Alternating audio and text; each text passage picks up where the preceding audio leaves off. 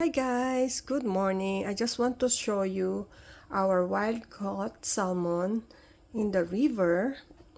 Yeah, it's our first time to caught a massive salmon and we are so happy about it. Me, my daughter, and my husband. Yes, and we will smoke this. And I did a dry brine. I used like 2 cups of sugar, 1 cup of kosher salt, and a tablespoon of coarse black pepper. That's dry brining. And if you have more, you just double it. But us, it's only one.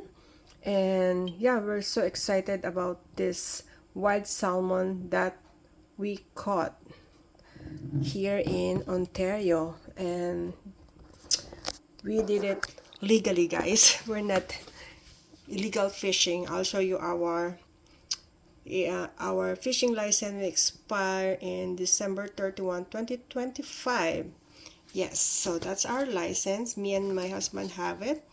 And on we bring our daughter for our family bonding. And that's how it look like. Yeah. So yeah, but we talk about this is our dry brining. I soak it like actually it can be like 24 to 36 hours, but this is 36 hours soaking. I'm gonna rinse it and then rinse, and I will not use everything, just to rinse the fish. I'll hold it. I'll show you how it looks like after dry brining. Yes, all the sugar melts and it's mixed all together. And then my mistake with this, because it's our first time, I didn't search and everything on how to smoke fish because we don't know what to do, if we want to pan fry or cook it with soup. Back in our country, we use it with soup, like sour soup with mixed with vegetable, onion, tomato, like that. So yeah, and then me and my husband decided to just, how about let's just smoke it so that we can keep it longer.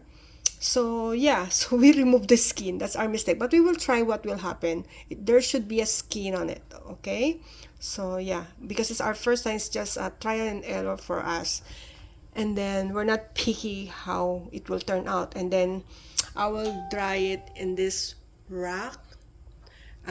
We will let it sit for 2 hours so that the so-called like the pellicle, it's a thin layer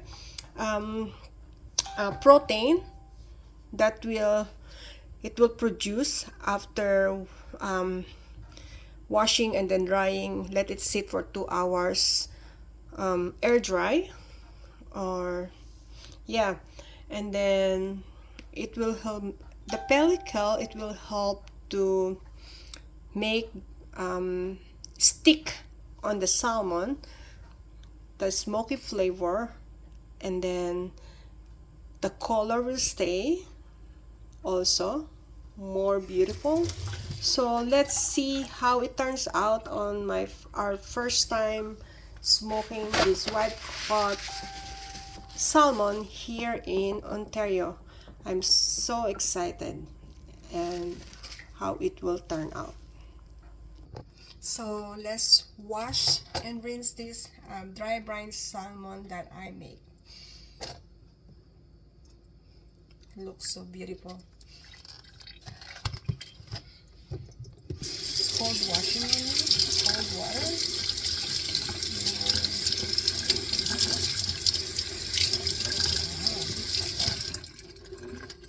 It should be skin on, but it's our first time, as I say. Our mistake, but you learn from your mistake. But it looks good. We will pat it dry and then put it in a wrap, sit in 2 hours, and then so the pellicle, it will produce pellicle, a thin layer of protein that will help your smoked fish taste good and retain its color. It's not bright orange because we caught it in the river. The salmon, they'll go back in the river to lay egg, the female one, and the cycle is just it's sad, but it's the cycle of life. Yeah, they went back to the river to lay egg, and then that's the end of their life. But some will go back again in the lake or in the ocean. But here we're only all lake here in Ontario. Also guys, why do we need to rinse off after the dry brining? It's because just to rinse off or to lessen the taste of being saltiness, and it produces more oil when you pat it dry, and good taste of smoky flavor when you smoke the salmon. And we don't have how do you call it, the smoke grill, but no problem, I will use a gas grill to smoke this river caught white salmon. So that's why it's important to pat it dry. This is how it looks good, and I think it will be enhance the flavor more once it's